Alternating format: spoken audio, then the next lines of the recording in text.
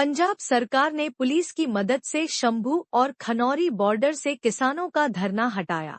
पंजाब सरकार ने बुधवार देर रात पुलिस की मदद से शंभू और खनौरी बॉर्डर पर 13 महीने से जारी किसानों का धरना समाप्त कर दिया। पुलिस ने बुलडोजर की सहायता से इन बॉर्डरों पर बने मंचों को ध्वस्त कर दिया और टेंट उखाड़ने की प्रक्रिया शुरू कर दी। दरअसल किसान संगठनों ने 13 फरवरी 2024 से शंभू और खनौरी बॉर्डर पर विभिन्न मांगों को लेकर धरना दिया था। किसानों की मुख्य मांगें एमएसपी, न्यूनतम समर्थन मूल्य की गारंटी, कर्ज माफी और अन्य कृषि सुधारों से जुड़ी थी। धरना हटाने की कार्रवाई तब हुई जब केंद्र सरकार और किसान संगठनों के बीच चंडीगढ़ में बुधवार को हुई बैठक किसी ठोस नतीजे पर नहीं पहुंच सकी। बैठक बेनतीजा रहने के बाद सरकार ने पुलिस बल की सहायता से धरने को समाप्त करने का निर्णय लिया। बुधवार देर शाम पंजाब पुलिस ने भारी पुलिस बल और बुलडोजर के साथ खनौरी और शंभू बॉर्डर पर पहुंचकर धरनास्थल को हटाने की प्रक्रिया शुरू की। पुलिस ने किसानों के ट्रैक्टर, ट्रक और अन्य वाहनों को हटाने के लिए टो ट्रक और क्रेन का इस्तेमाल किया। बॉर्डर से किसानों को हटाने की इस कार्रवाई का कुछ किसानों ने विरोध भी किया, लेकिन पुलिस बल के आगे वे ज्यादा देर तक टिक नहीं सके। पुलिस ने धरनास्थल को पूरी तरह खाली करवा दिया और सड़क पर यातायात सुचारू रूप से बहाल करने की प्रक्रिया शुरू कर दी। केंद्र सरकार और किसान संगठनों के बीच कई दौर की बातचीत हो चुकी है, लेकिन किसानों की मांगों को लेकर कोई स्पष्ट हल नहीं निकल सका है। किसान संगठन लगातार एमएसपी की कानूनी गारंटी की मांग कर रहे हैं, लेकिन सरकार इस पर कोई ठोस फैसला लेने से बच रही है।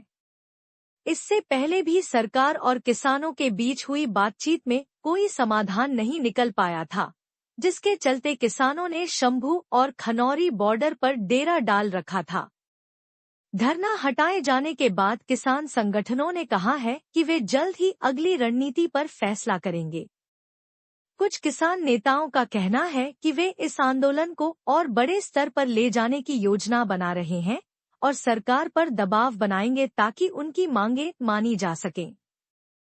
अब देखना होगा कि किसान आंदोलन का अगला कदम क्या होगा और सरकार किस तरह इस स्थिति से निपटेगी। क्योंकि इस बार धान 200 रुपया प्रति क्विंटल उनका कम बिका है। वो कह रहा है कि हमारी फसल आप खरीदो नहीं खरीदो, लेकिन हमें गारंटी दो। कहने को तो 23 फसलों पर गारंटी है, लेकिन दिया किस पे जाता है? 2 फसलों पे दिया जाता है। 21 फसलों को तो सेंटर छूता भी नहीं है। 4 लाख हेक्टेयर, 4,20,000 हेक्टेयर कॉटन का एरिया होता था, आज 92,000 हो गया है हमारा। तो क्यों? क्योंकि कॉटन की एमएसपी नहीं मिलता है, कम वो उनको पैदावार में पैसा नहीं हो, इसीलिए हर घंटे पे किसान सुसाइड कर रहा है। तो जिस प्रकार से अत्याचार किसान के ऊपर किया गया, ये मैं इसकी निंदा करता हूं और ये गलत तरीके से किया गया। जो किसानों की हितैषी सरकारें कहती थी अपने आप को, आज उनका चेहरा सामने आया है। एमएसपी देनी नहीं थी, गारंटी देनी नहीं थी, तो बातचीत किस बात की? पहले उनका मर्म तोड़ाया गया आपने, फिर बजट अनाउंस कर दिया गया और फिर जानबूझ के बातचीत करने के बहाने आज गृह मंत्री और मुख्यमंत्री भगवंत मान ने मिलकर उनको मारने का, पीटने का, पकड़ने का काम किया। दिस इज रेडिकुलस, ये नहीं होना चाहिए। लोकतंत्र में इस तरीके की जो सरकारें और दबाव है, ये गलत है। तो आपका कहना है कि दोनों मिले हुए मिलकर काम मेरा कहना नहीं है, सारा देश कह रहा है कि दोनों मिले हुए। वाहिगुरु जी का खालसा, वाहिगुरु जी की फतेह। दास ने कल जो किसानां नाल धक्केशाही, कुटमार, जबरदस्ती उन्हां नूं हिरासत 'च लेना, ਜਿਹੜੇ ਸ਼ਾਂਤਮਈ ਤਰੀਕੇ ਨਾਲ ਆਪ ਦੀ ਹੱਕੀ ਮੰਗਾਂ ਵਾਸਤੇ ਆਪ ਦੇ ਪ੍ਰੋਟੈਸਟ ਕਰ ਰਹੇ ਸੀ, ਧਰਨੇ ਦੇ ਰਹੇ ਸੀ, ਜੋ ਕਿ ਇੱਕ ਲੋਕਤਾਂਤਰਿਕ ਅਧਿਕਾਰ ਹੈ। ਔਰ ਜਿਸ ਤਰੀਕੇ ਦਾ ਕਰੈਕਡਾਊਨ ਕੱਲ ਦਾਸ ਸਮਝਦਾ, ਕਿਉਂਕਿ ਉਹ ਯੂਨੀਅਨ ਮਿਨਿਸਟਰ ਸਾਹਿਬ ਆਏ ਸਨ ਬੀਜੇਪੀ ਦੇ ਦੇਸ਼ ਦੇ, ਔਰ ਉਸ ਤੋਂ ਬਾਅਦ ਜੋ ਮੀਟਿੰਗ ਹੋਈ ਹੈ, ਪਤਾ ਨਹੀਂ ਕੀ ਆਪਸੀ ਗੱਠਜੋੜ, ਚਲੋ ਪਤਾ ਤਾਂ ਕੀ ਸਭ ਨੂੰ ਹੀ ਪਤਾ ਹੈ, ਜੋ ਗੱਠਜੋੜ ਭਗਵੰਤ ਮਾਨ ਦਾ, ਆਮ ਆਦਮੀ ਪਾਰਟੀ ਦਾ, ਕੇਜਰੀਵਾਲ ਸਾਹਿਬ ਦਾ ਹੋਇਆ ਕੇਂਦਰ ਦੀ ਸਰਕਾਰ ਨਾਲ, ਕਿ ਉਸ ਤੋਂ ਬਾਅਦ ਇੱਕ ਵੱਡਾ ਕਰੈਕਡਾਊਨ ਹੋਇਆ ਕਿਸਾਨ ਭਰਾਵਾਂ ਤੇ, ਦੇਸ਼ ਦੇ, ਪੰਜਾਬ ਦੇ ਅੰਨਦਾਤਾ ਤੇ।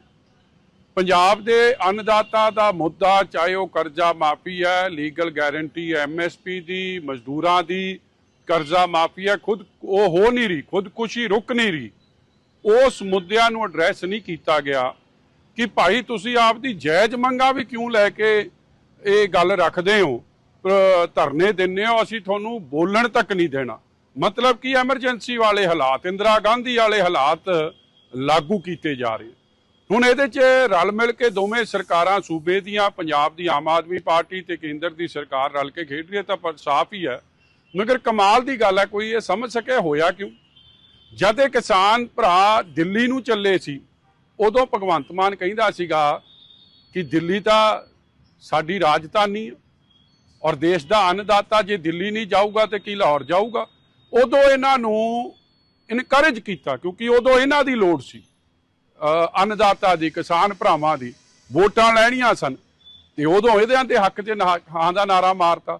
ਅੱਜ ਵੋਟਾਂ ਲੈਣੀਆਂ ਨੇ, ਲੁਧਿਆਣੇ ਦੀ ਜਿਹੜੀ ਬਾਈ ਇਲੈਕਸ਼ਨ ਆਈ ਹੈ, ਲੁਧਿਆਣਾ ਵੈਸਟ ਸੀਟ ਦੀ, ਉਸ ਵੋਟਾਂ ਨੂੰ ਸ਼ਹਿਰੀਆਂ ਦੀਆਂ ਵੋਟਾਂ ਲੈਣੀਆਂ, ਤੇ ਹੁਣ ਯੂ ਟਰਨ ਮਾਰਿਆ, ਹੁਣ ਸ਼ਹਿਰੀਆਂ ਦੇ ਹੱਕ 'ਚ ਖਲੋਗੇ।